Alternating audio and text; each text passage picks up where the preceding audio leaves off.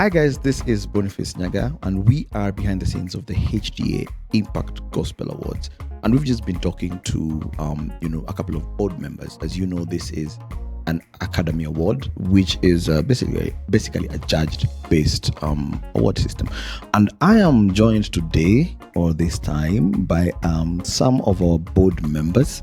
Maybe they'll just introduce themselves from left to right. All right. So my name is Anthony Ndiema. I am a media personality, and I'm also part of the core team for Hifadhi Talent, HDA Impact Gospel Awards. Yes. My name is Violet Wanjala. I'm the founder of Hifadhi Talanta Africa. And my name is Jesse Moi. I'm a pastor. Wonderful. So if you can start with Ndiema, tell us a little bit about the process that basically that we've gone through, so that people can understand exactly what Impact is about. Great. Like you mentioned, it's a judge-based scheme. So what happens, the public gets an opportunity to nominate the people who they feel have had impact within the eligibility period. So after they nominate, so that happened. We gave the public about 2 weeks to do that. Then a craft committee met, and the craft committee is made up of people within the industry. So we have DJs, we have radio presenters, we have music promoters, anyone who deals with music and arts and entertainment and the gospel. We also have spiritual leaders right there.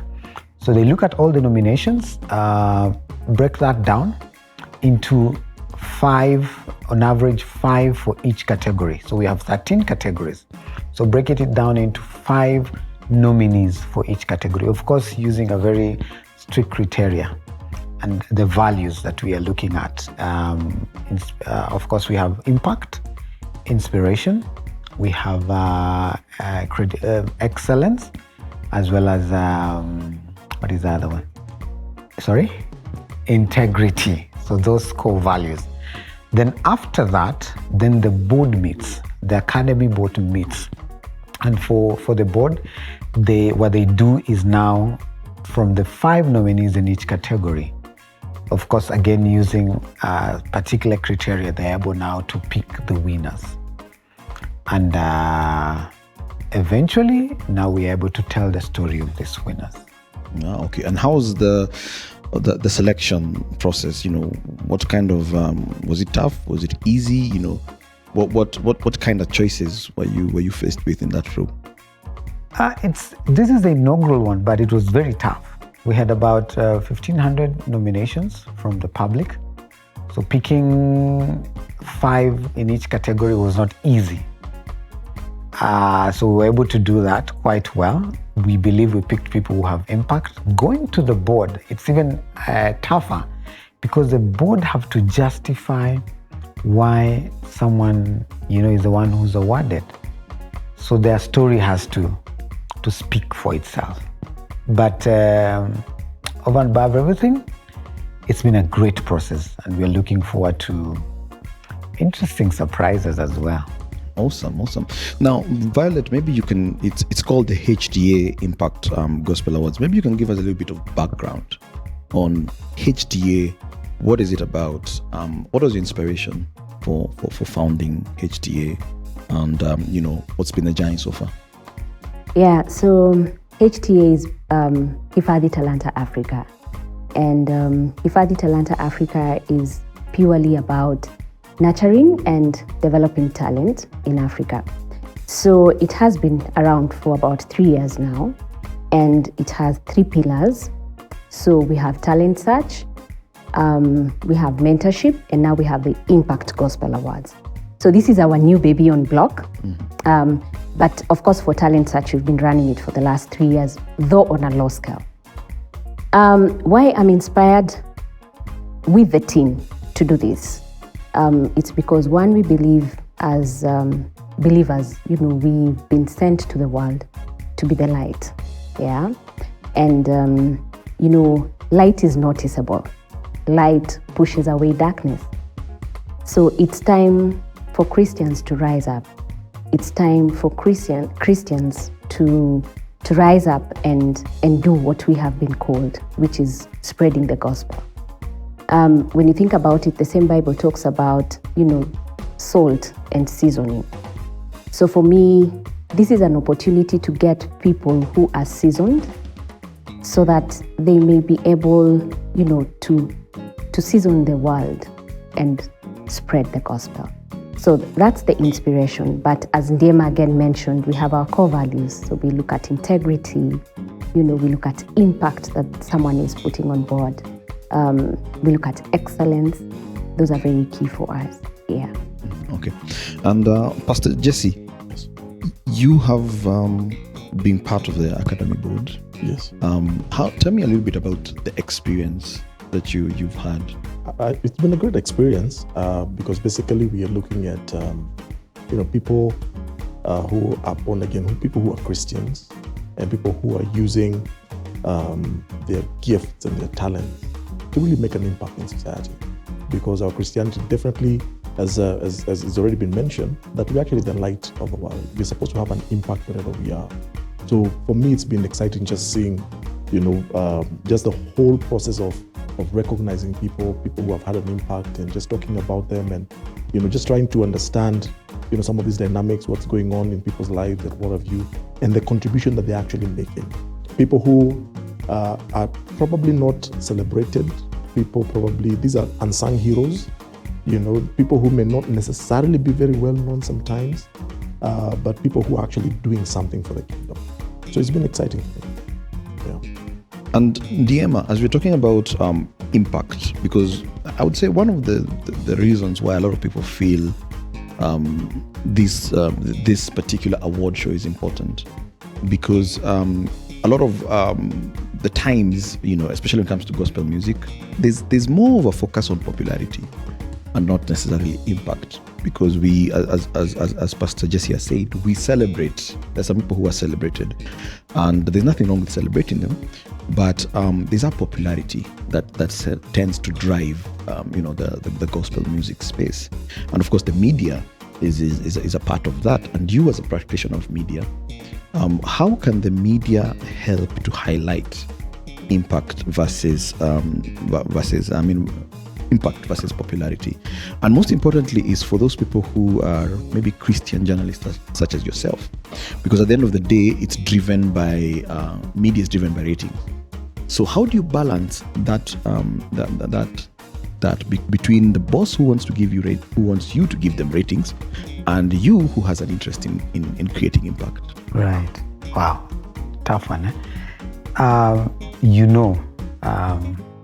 A lot of things have been commercialized. Giftings have been commercialized, as well as talents that have been commercialized. So it is up to me and other people who are practitioners to get to a point, and this is one of such initiatives, and stand up and speak up and say, a lot of the narrative about gospel music and gospel content is the narrative has been negative. Why?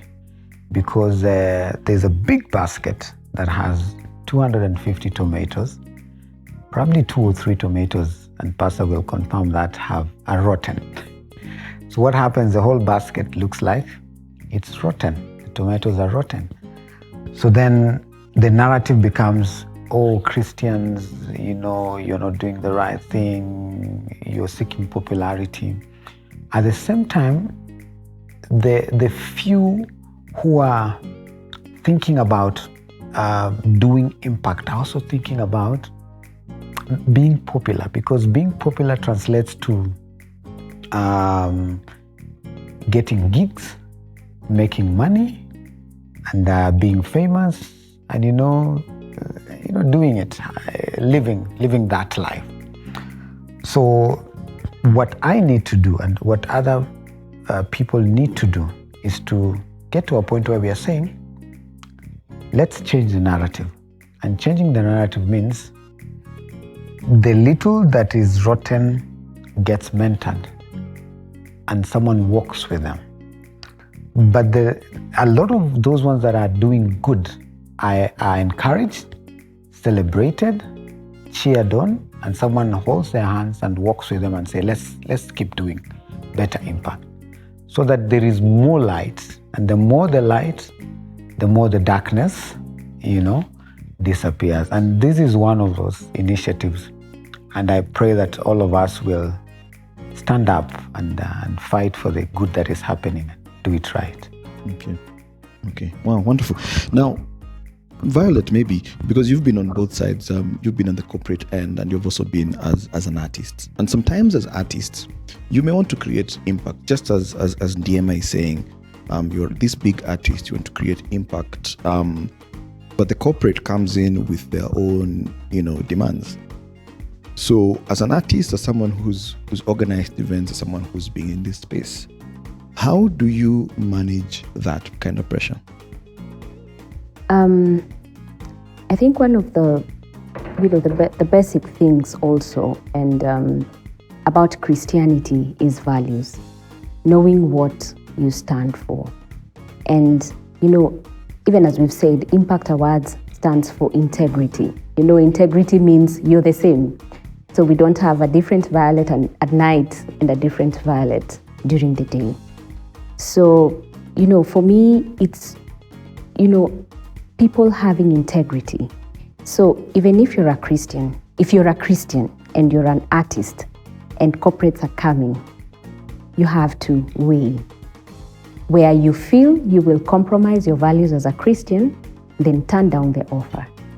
Where you feel it will enhance your value as a Christian, then you take up the offer. So for me there, it's, it's like a situation where it's about integrity. Yeah. Then Pastor Jesse, how can the leadership, and especially the church leadership, get involved with the gospel music? Because like we're discussing before, in other countries, you'll find Hillsong is a church, Elevation Church is a church, and they are actively involved in music and they're impacting. So how can we have our local churches getting more involved in the music space?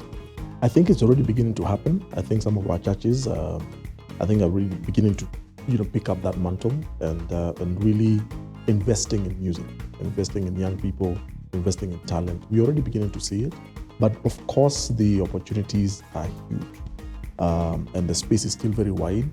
And I think more churches need to come on board, in my opinion, where we invest, especially when it comes to the creative arts, not just music, but just in the creative arts.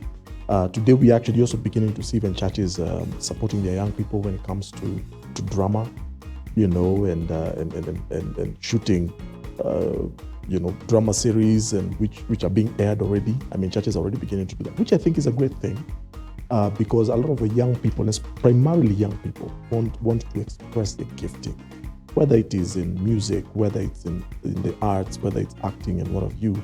But sometimes they don't have the space within the church. Sometimes they feel frustrated within the church. Sometimes they feel that the only place they can get that expression is elsewhere or in other places. Right? And sometimes we actually end up losing our young people to the world. Why? Because we did not create an opportunity or a space for them to be able to plug in and actually utilize their gift. Create content for the church. Content that can actually be aired. Content that is good enough, to be aired even by media stations and stuff like that. It's actually possible for us to actually do that, but I think it needs a paradigm shift. It needs a paradigm shift from our churches so that we can begin to see this as a great opportunity, because the gifts that we have, the talents that we have, it's God who gives us. And God doesn't make mistakes. He doesn't give me a musical gift or any other talent and then expect me not to use it. He gives it to me, expects me to use it, and to use it within the body of Christ. So it's very possible. It's already happening. But I think there's more that can actually, I wish more churches will actually begin picking it up. Okay. Now, quickly, just to wind up, maybe we can just start from Ndiema coming this way. What can people expect? Because now the winners have been picked. The nominations have been announced today, and now we are waiting for the gala. What can people expect? So what we should expect is a list that celebrates people probably who have been there for a while, but their impact has spanned some across generations. There are very interesting new categories that we've not had before. And you look at those categories, you think, wow, so there's impact beyond just that aspect of music, you know? And names of people who have integrity and have walked that. They have walked the talk. Yeah. Okay, excellent. Yeah, I think just to add on what Ndiema has said, probably looking forward to, get people who might not have been celebrated a lot or been in the public domain a lot, but they've done some good work. They've walked the narrow path. Some of them have, not compromised in situations where they could have even compromised for maybe money or, whatever it is.